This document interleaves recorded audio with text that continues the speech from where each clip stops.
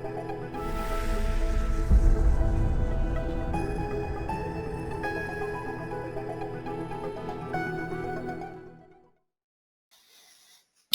everyone and welcome. My name is Eric Coleman with IIST and I will be the moderator for today's webinar, Succeeding in the Agile Project Environment, Increased Collaboration Through Communication by Tammy Schwambari.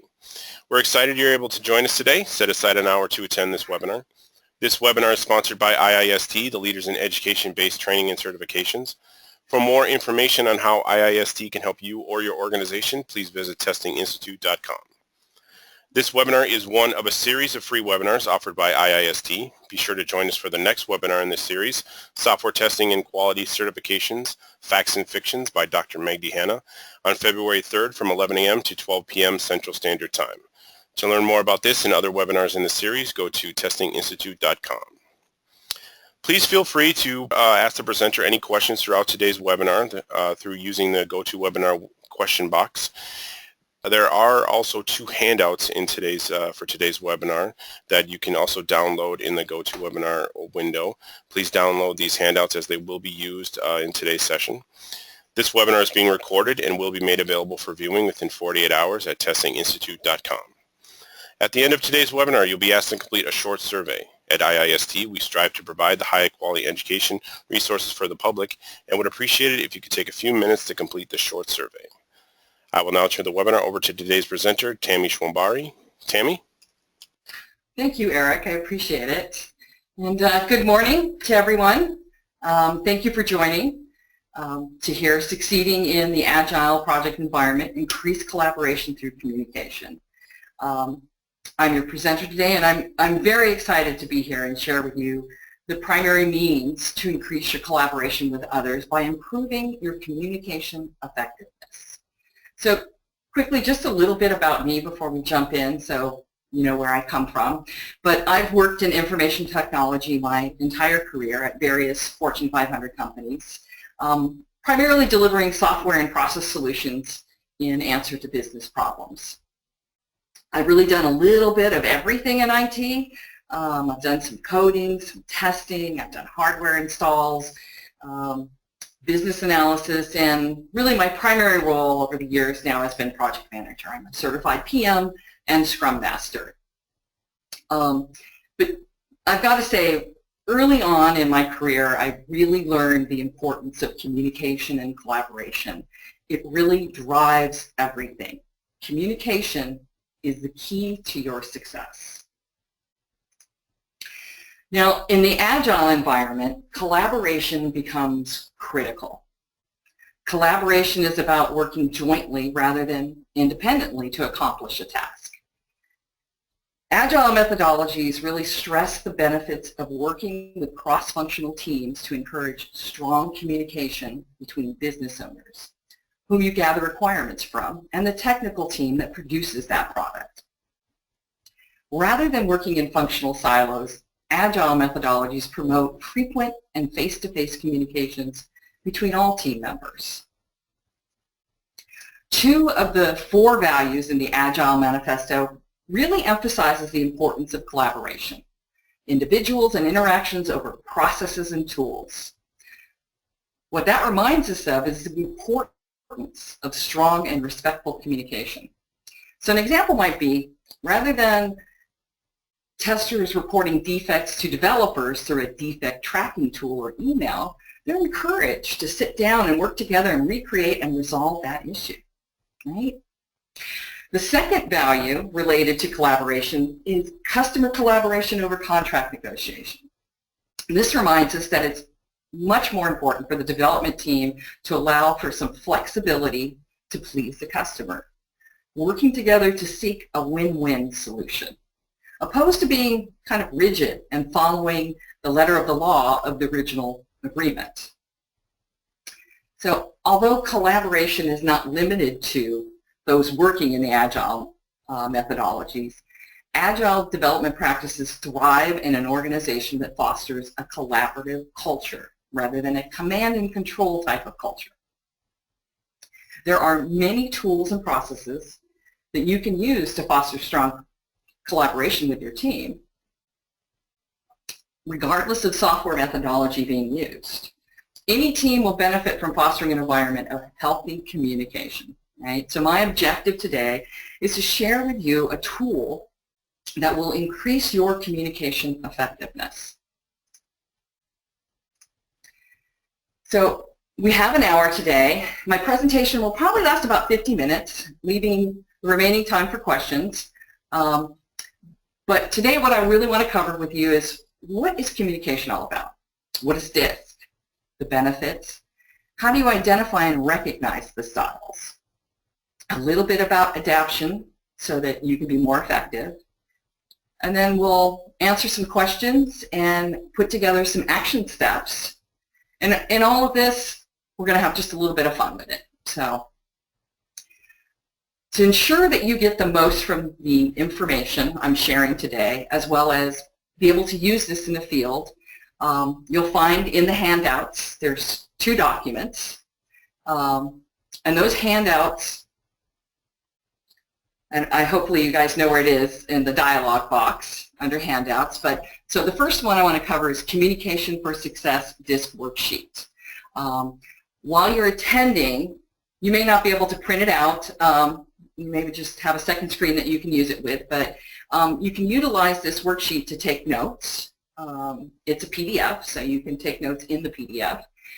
There's also an exercise that we're going to do, and the last page is a chart that you can use after the webinar to help you recognize DISC styles. Continue using this and growing your skills. So I encourage you to take notes, really, because it helps you retain and increase the value of this hour for you.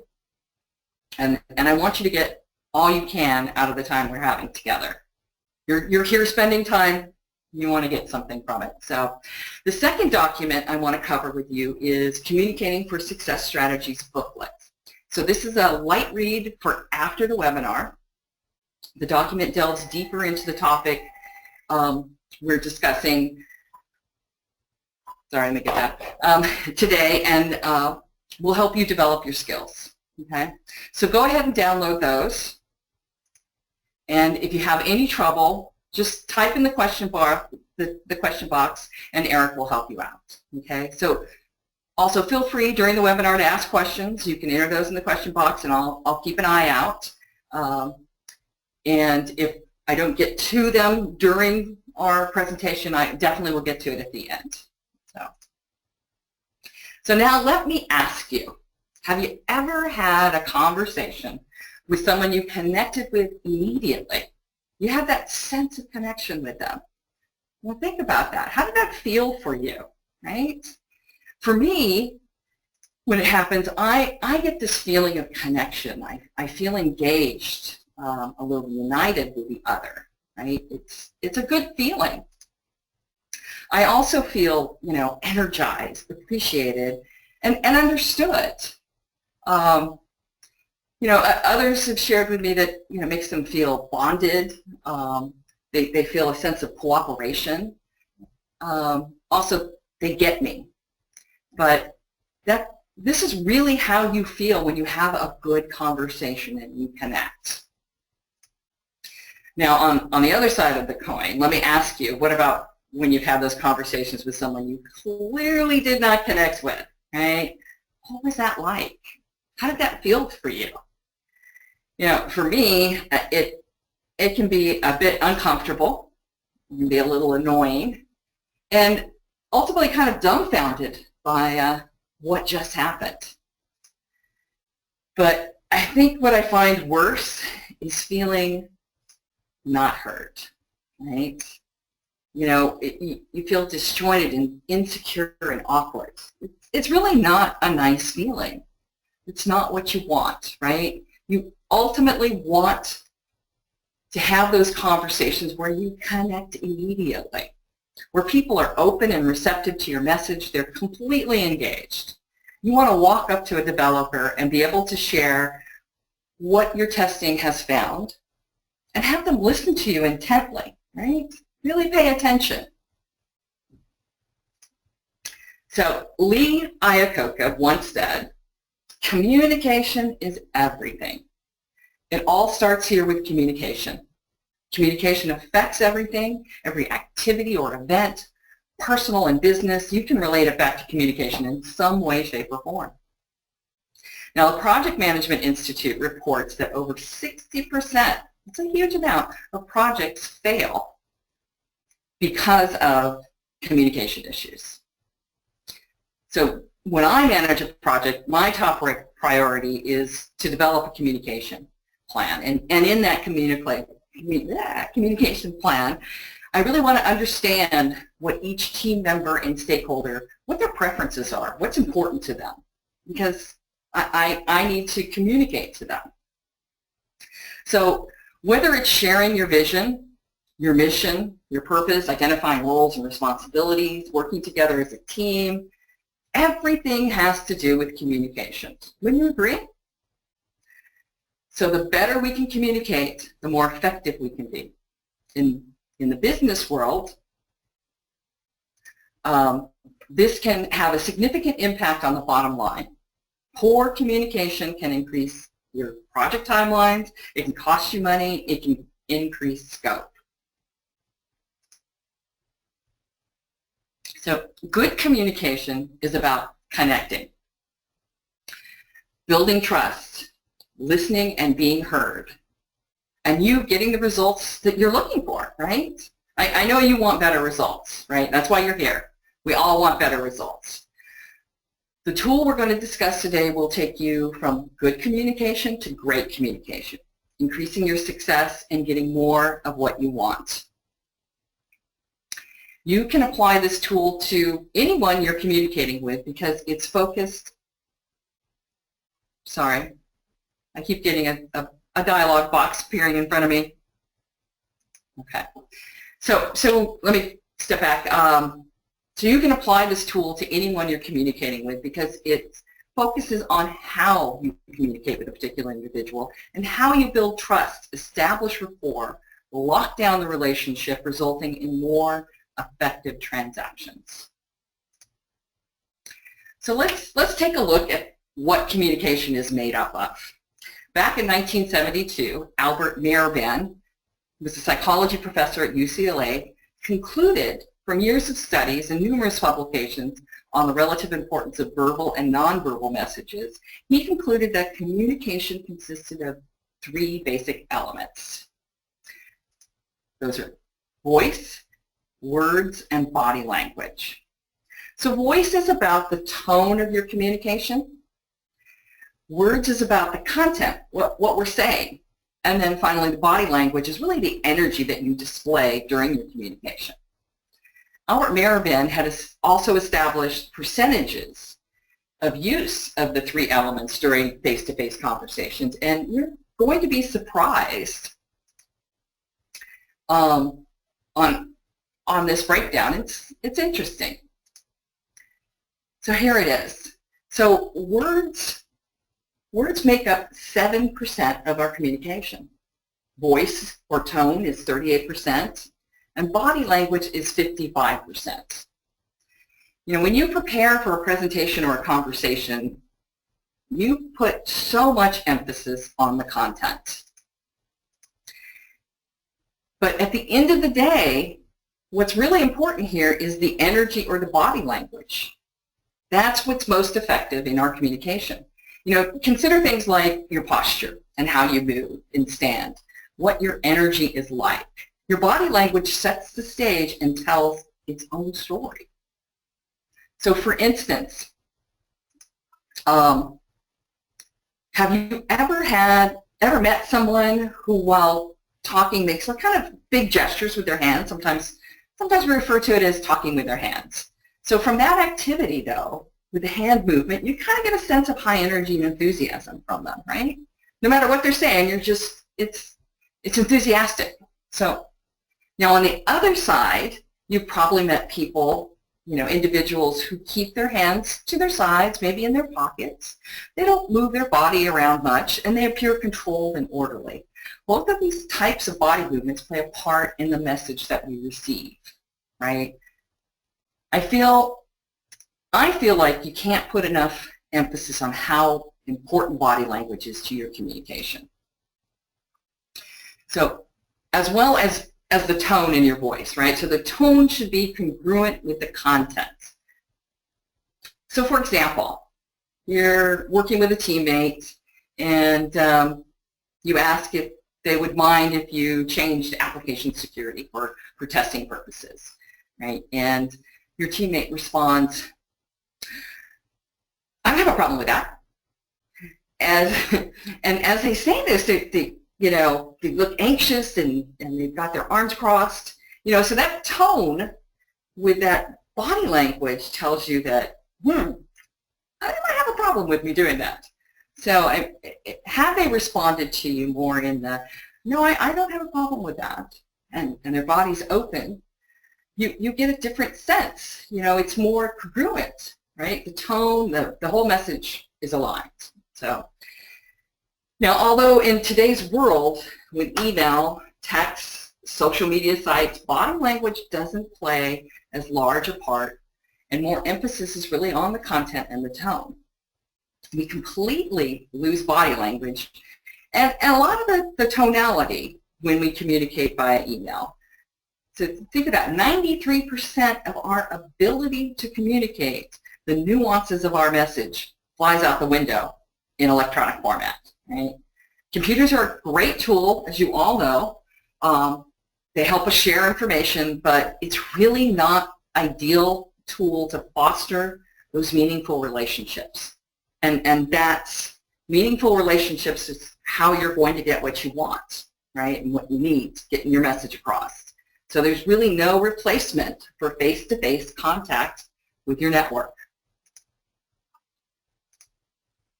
So Peter Drucker, he summed it up very nicely with the quote, "The most important thing in communication is to hear what isn't being said." So how you say and carry yourself plays a huge role in the message you're sending to others.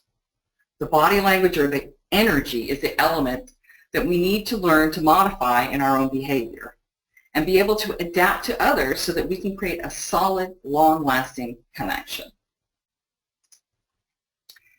Now, watch plus listen equals learn. You want to pay attention and watch as well as listen and hear. Pay attention with your eyes. The universal language of DISC is the language of observable behavior. In observing others is where you'll find the clues as to how to adapt your style in a particular way so that you can communicate more effectively with others. So before we dig deeper into the universal DISC, language of DISC, let's take a look at the history of behavior models. So behavior models have basically been around forever, right? So the first recorded behavior model was in 444 BC with I have a hard time saying his name, Empedocles, a Greek philosopher looking at the four elements. He looked at earth, air, fire, water, and he identified behaviors based on those elements. Hippocrates, looking at the climates and terrain and its effect on behavior in 400 BC. And then we have Galen in 107 AD. He looked at temperatures and humidities and how it affected our bodies. So, warm, cold, dry, moist. Now let's jump forward to the modern day, 1921, Carl Jung. He looked at 4 psychological functions, further dividing it by introvert and extrovert. Jung was the source, he was really the source for that, and this is really the Myers-Briggs model that we know today. You guys are probably familiar with it, but finally we come to William Marston, who was very successful in lie detection, and he created the first lie detector polygraph. And an interesting thing about him is he also created the Wonder Woman character, and he wrote the first Wonder Woman comic book. But he is the one that developed what we're talking about today, DISC, back in 1928. He's identified the 4 dimensions of dominance, influence, steadiness, and compliance. So the commonality here is that behavior models are based on the observation of humans and their tendencies. Behavior models are based on how people react to their environment. We all learn to read people through observation. We observe others, their behavior, and that leads us to determine what approach to take so that we can be most effective with others in our communication. So we do this now, unknowingly, but we're probably all doing it. So language and communication techniques are vital, but really the foundation of effective communication is wanting to be understood by others and desiring to understand what other people are trying to communicate to us, right? So the universal language DISC is a tool that can first provide you with insights into your own communication style, your strengths, your weaknesses, and then secondly, help you identify behaviors of those around you, which will give you a better understanding of how to communicate with them. DISC is a universal language. It's about how we act. DISC is a neutral language as well, meaning that there's no right or wrong. It applies across the cultures. It's a silent language because you're not outwardly labeling people. You're observing and recognizing their style and then internally making some decisions about how you might adapt, how you're going to communicate or present to them in their communication style. Okay? So it's a universal language, and it's really across the cultures, which is very interesting. And I have a slide later that will show. Now you can use DISC to gain commitment and cooperation, build effective teams, resolve and prevent conflict, and gain endorsement. Right? These are all challenges that you find in the Agile environment.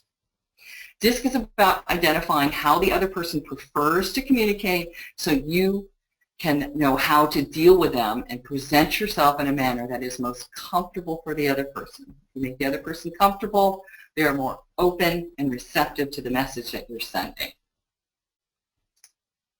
So just as important as what DISC is, let's just touch on what it's not. It's really not personality, skills, and experience. It's not education or training. It's not a measure of their intelligence or their personal values and beliefs. It's really just simply learning, listening, and responding to the behaviors of people. DISC is only a portion of who that person is, and it deals with communication. We can learn a lot about a person by just observing them. Usually you can draw some conclusions about people in just a short conversation. So you probably do it all the time and don't even know it. So the benefits in the areas that DISC can improve your effectiveness is in communication, management and leadership, sales, teams and work groups, right? Negotiations, recruitment and selection, interpersonal relationships. Maybe if you could just kind of take a moment and think about, all that you've heard so far, what ways could you use this? What would be beneficial for you? How could you use this tool at work every day? So there are 4 styles of behavior to make up DISC, right? And I'm going to walk you through these 4 primary behavioral styles so that you can get to know them. We each have a dominant or a core behavior style, which is the style that's most intense and most easily observable and noticeable by someone else, right? This is what we present, probably 80% of the time. Now, just a little side note, so and hopefully not to confuse you, but we do exhibit all 4 behaviors at one time or another. Different things will kick that off, but what we try to do is look for the one that is the primary, right? And that's the one that we want to focus on to improve our communication. So I'm going to go over just kind of quickly here what each of the styles means. So from a director is about how you handle problems and challenges and exercise your power. So if you're a high D, this is you handle problems in a certain way, right? So we have 17% of the population that is a director. Then we have the influencer, and this is about how you interact with others and attempt to influence others to your point of view. And that makes up 38%, which is a good portion of the population. Next we have the steady or the relator, and this is how you respond to change, variation, and the pace of the environment. That makes up 32%. And then lastly, we have the compliant or the analyzer, and it's how you respond to rules and procedures set by others and the authority. And that makes up 13%. Now, so some of the styles, or some of the outcomes we see from learning to identify and understanding behavioral styles are primary, understanding your own behavioral style, recognizing the behavioral style of others, and adapting and blending for greater, more effective communication and relationships. Very important to remember, though, there is no one behavior that is better than another one. There's really no right or wrong behavior here. This is about effectiveness and awareness. And I have to say that the best, most effective teams out there really have a representation of each behavioral style on their team. It's kind of the yin and the yang. They complement one another. So let me share with you another aspect of the behavioral styles. There is a natural style and adaptive style. So natural is our inherent way of doing things, or what we are naturally more comfortable with. And then adaptive is our perception of what we need to do to be most effective. Now sometimes people are one way at work and another way at home, and others are exactly the same. Adapting is something we all do to some extent, and we do it intuitively. To get the best results, we should have, though, a more planned or purposeful approach to adapting our behavior instead of just kind of unconsciously adapting. So sometimes adapting can be very effective, but sometimes our perception of how we need to adapt may not be effective. And that is why it's important to learn and recognize your own style and how you react in various situations. The key is not to over or under adapt so that you stress yourself out. Understanding yourself will improve your interactions with others. Also, you want to keep in mind that you have a primary or a core behavior and a secondary one. So what that means is that you draw most of your behaviors from the primary, but you also adapted some behaviors of your secondary. So the next thing we're going to go through, though, is the 4 behaviors and look at the characteristics and ways to identify styles and things to do and what not to do with those different behavioral styles. So first, we have the D, and the D stands for director or dominance, and it represents 17% of the population. The D, or the dominant style, indicates how you handle problems and challenges and exercise your power. So some key characteristics of a high D are that they're direct and to the point. They're strong-willed and impatient. The way to recognize the style is that they really love change. Lots of hand motions and gestures when speaking, quick decision makers. But now the value that they bring in a relationship is that they're self-starters and they have a competitive spirit. A way to communicate with the D style is to be direct and brief. They got no time for chit-chat. That's what a D is. So a D wants to know things like, what does it cost? Who else is using this? How much will this increase my effectiveness? They tend to ask what questions.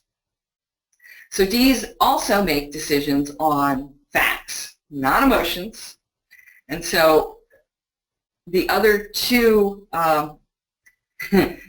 styles that are more relationship-based, the I's and the S, they really need to avoid being emotional with the D. That's where one of the pitfalls can be. So just so you can kind of get a person in mind, I don't know if you've ever heard of Gordon Ramsay. He's got a show called Hell's Kitchen, and he represents what a high D or a dominant style would be.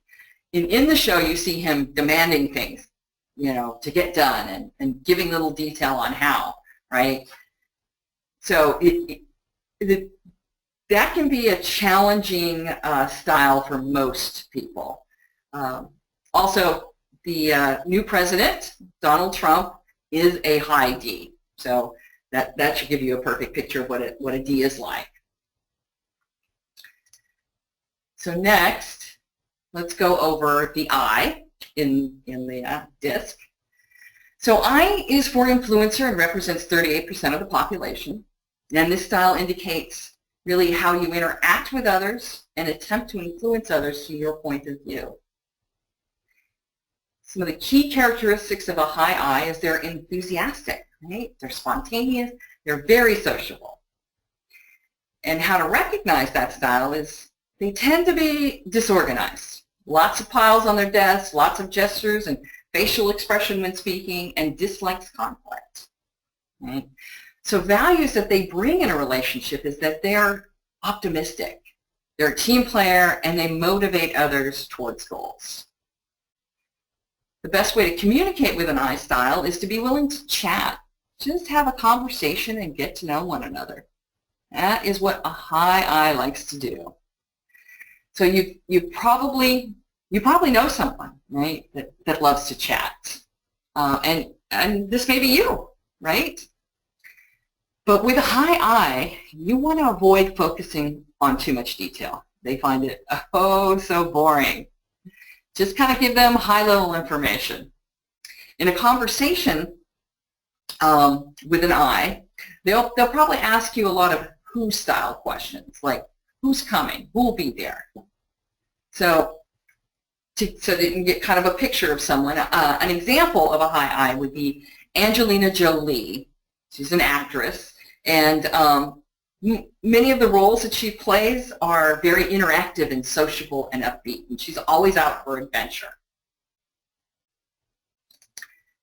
So let's talk about the S style. So S is for steady relator, and it represents 32% of the population. The S and the I's represent the majority of the population at 65%, something like that. These are both relationship-based styles, right? Relationships are very important to both the S and the I. So the S style really indicates how you respond to change, the variation, and the pace of that environment. Some key characteristics is, you know, a high S is a great listener. They're a team player and they're relaxed. How you recognize this style is that they're a little bit shy, but they really want to be your friend. They don't like a lot of change, and they're a little slow to make a decision. So values that they can bring in a relationship is that they're calming and stabilizing, you know, the influence that they provide. They're great listeners, they're patient, and they're empathetic. A way to communicate with that S style is to slow down. Take your time when you're speaking with them.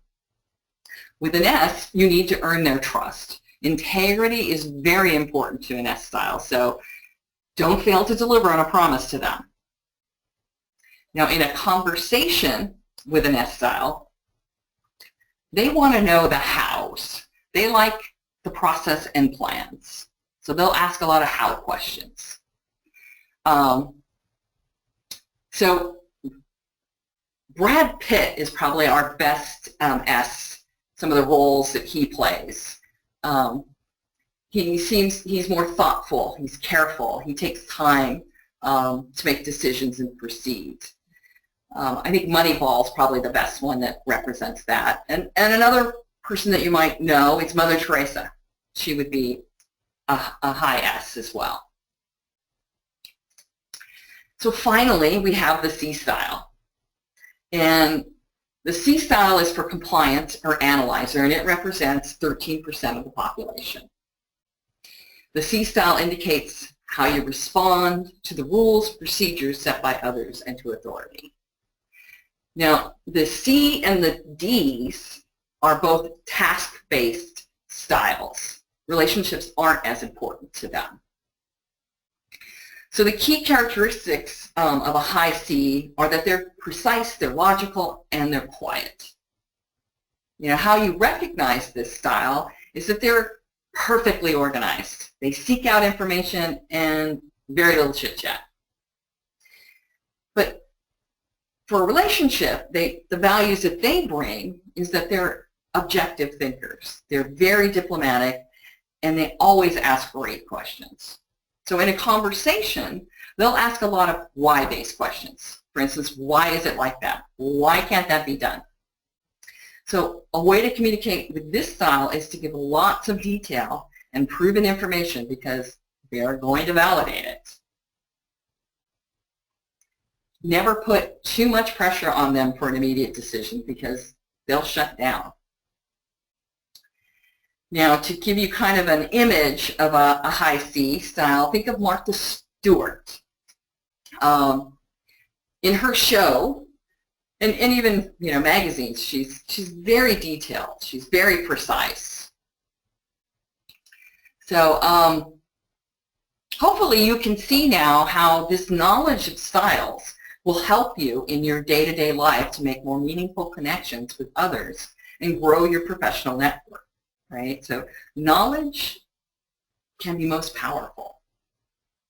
Now in the worksheet that and the handouts, the last page, I've included a chart that can act as a tool for you to help you going forward to apply what you've learned here. This chart will help you identify behavior styles. Kind of the same key characteristics that we went through is in that chart. So when you're having a conversation or after a conversation with somebody, pull that out, look at it, and try and figure out what style are they.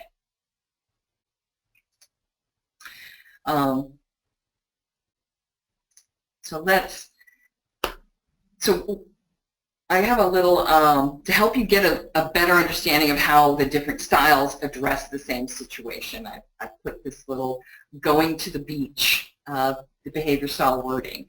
So for each of the 4 different individuals or styles, they're all going to go to the beach, but they're going to invite differently. So first we have Andrew, who's a D, and he's going to say, I'm going to the beach. Anybody want to come? Right? Direct to the point. So I, Susan, who's an I, says, well, who else wants to come to the beach with me? Right? And then we have Sandra, who's an S. Let's go to the beach at 10. Together we can get that same spot near the beach house. And then C, Michael, he says his invite is, I'd like to get to the beach by 10 a.m. because the weatherman said it's going to be an awesome day. 80 degrees, low wind, and we will have a choice of the best 3 to 4 spots. Who's going to bring the umbrella?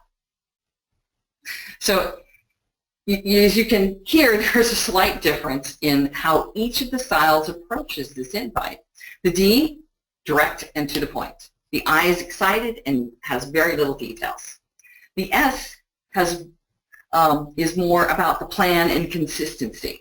So S's don't like to change, and as you can see, Sandra wants to go to the same spot as before. And then the C is very detailed and has mapped out the whole event, right? So hopefully that kind of helps give you an idea of the different styles and how they approach things. So what I want to do next is to do an exercise so that we can figure out what DISC trait is prominent for you.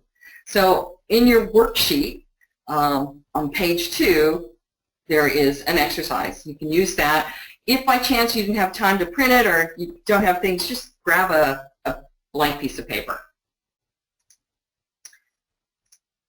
So let's figure out what DISC trait you are. Okay, so what I want you to do first is to draw an X and a Y axis, and then label the left side of the X axis reserved and the right side outgoing. Now what I want you to do is place an X on the X axis that best fits you. Now consider that the center of the axis is 0, and as you go out to either side, it's a 10. So do you feel outgoing, or do you feel more reserved? And you can put it based on your degrees. So next, now let's label the top of the Y-axis. So the top is task-oriented, and the bottom, put people. Place an X on the Y-axis where it best fits you as well. So are you more task-oriented, or are you more people-oriented? Right? So in this case, this person is more task-based.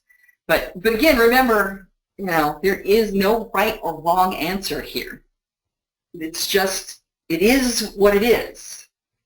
So, all right, so let's now connect the X's and complete the border around the 4 quadrants.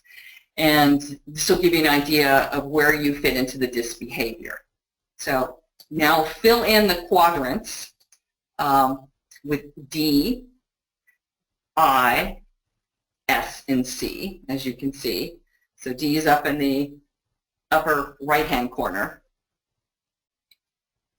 So in this case, we can see that this person is a C. They're compliance.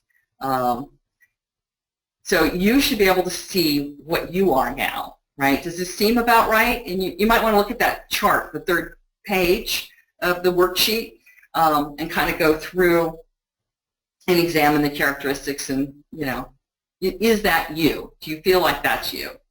And sometimes, we're surprised by ourselves. So, and again, remember, this is a high-level exercise just to give you a broad idea of your style. To get a better understanding of what really drives you, I'd recommend going out and doing an assessment. So, behavioral research shows that the most effective people are those who understand themselves, both their strengths and weaknesses. Such self-awareness enables you to develop strategies to meet the demands of your environment. A person's behavior is a necessary and integral part of who they are. Some of our behavior really comes from nature or the DNA, and some from nurture or just upbringing and environment. Utilizing behavior or personality assessments can assist you in understanding yourself. Right? So self-examination on a regular basis is important to your growth in this area. It's kind of like lessons learned. Now, I wanted to share this with you because being in IT, you probably interact with people from other countries and cultures, and since outsourcing can be very popular in IT. But here's a chart that shows a breakdown of the styles from various countries and the percentages of the population. And so let's just kind of quickly look at the highest, and I think it's kind of surprising and interesting.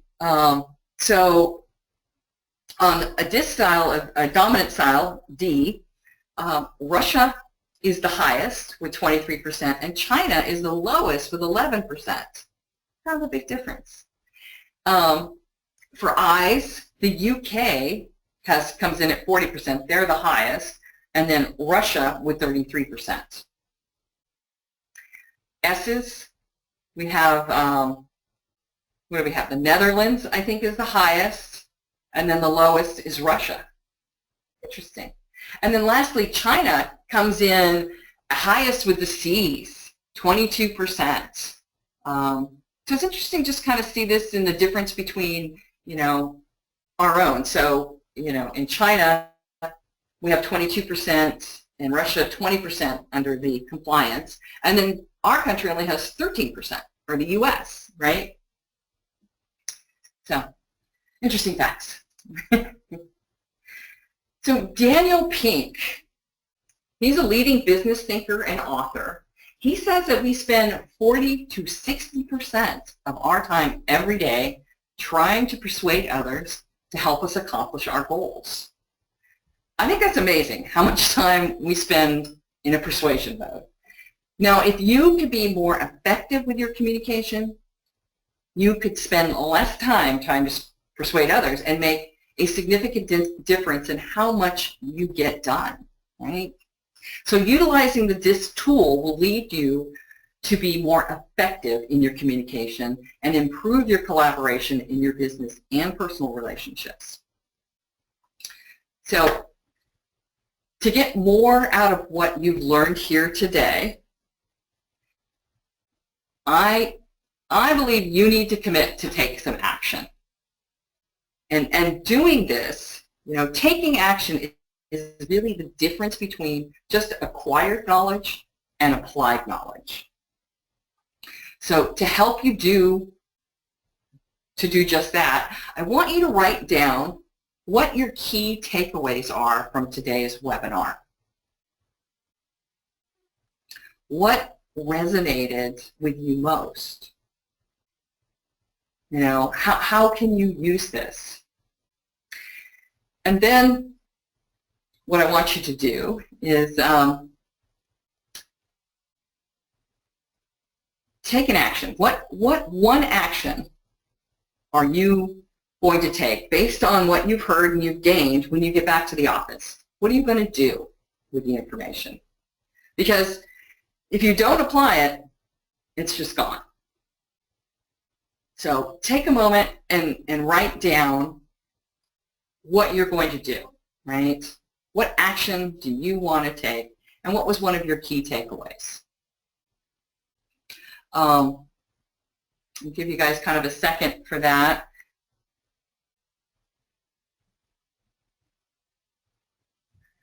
And I'll have a glass of water. Now, also, if anybody has any questions, we can now go ahead and throw those in the question box. I don't see, there are some questions in here. How do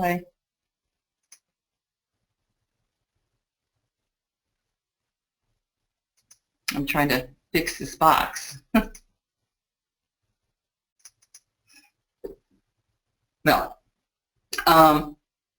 while I'm trying to figure out how to get to the questions.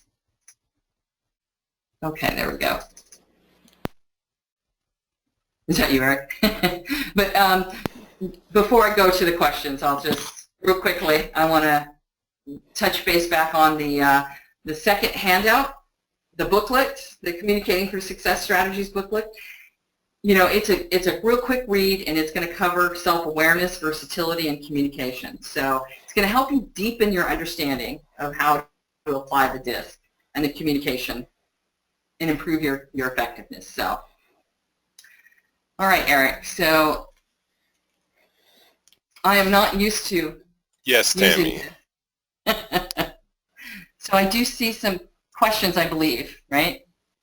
Yes, those are just some typical administrative questions. I took care of those. But while we're waiting for people to submit some questions, do you have any, just one or two typical questions that you get most often while giving this presentation? Yeah, actually. So I think the most prominent one is what styles are the easiest to adapt to? And what are the DISC, the DISC are the easiest. But it really depends upon your own personal style on how well you're going to adapt with someone. We all adapt, or not adapt, we all connect with like styles, right? So it's easy for us. That's why, if you're an I or an S, you've got a good portion of the population, right? So You know, if you're an S style, you have 38% of the people that you're going to connect with just quickly and easily because you're the same style, right? And then on the other side, I've asked a lot, what styles have the most difficulty relating to each other?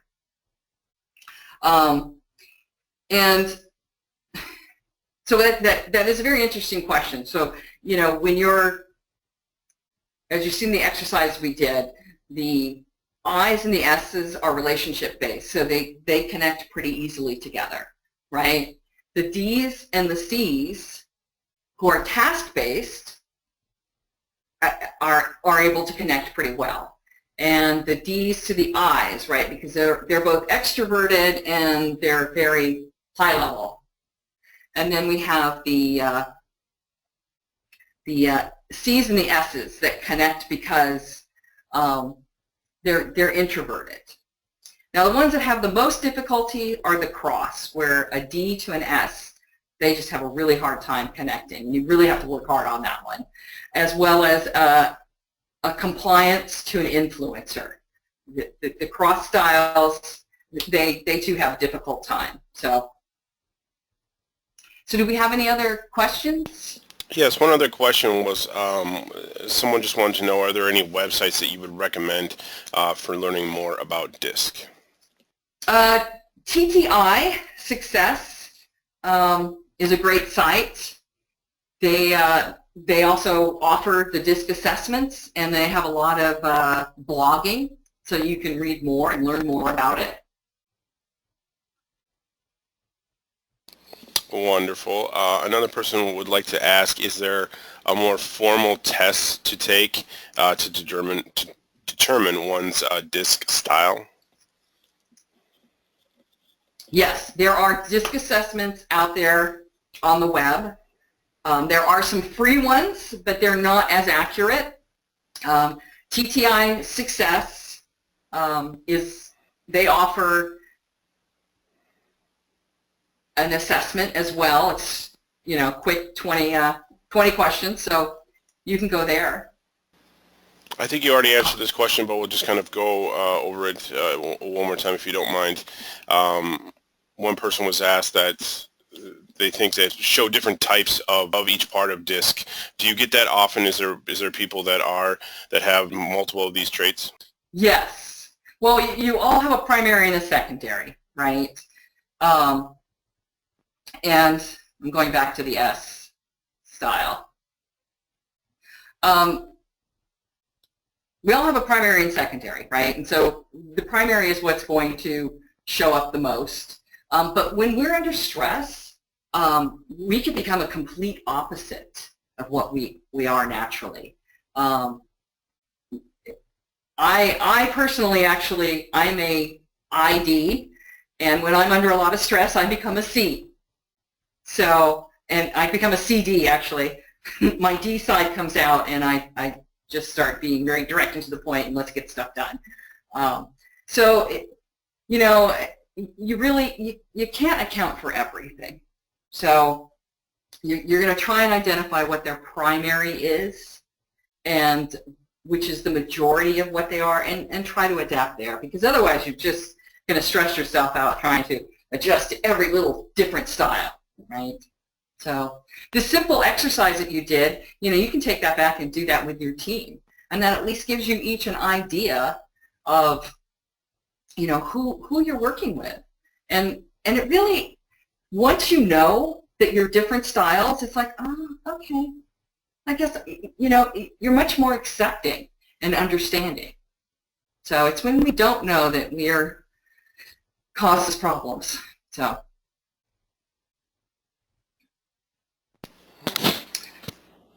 Wonderful. Another question is, what is the best way to communicate effectively with a high D? Be direct and to the point. Have all your information ready. You know, D styles can be tough, right? They don't like to waste a lot of time. You really have to be concise, flattering them is also a great way. They have quite the ego. So asking them questions so that you can tell them about things is a great way. But you've got to be direct with your answers, and don't be indecisive.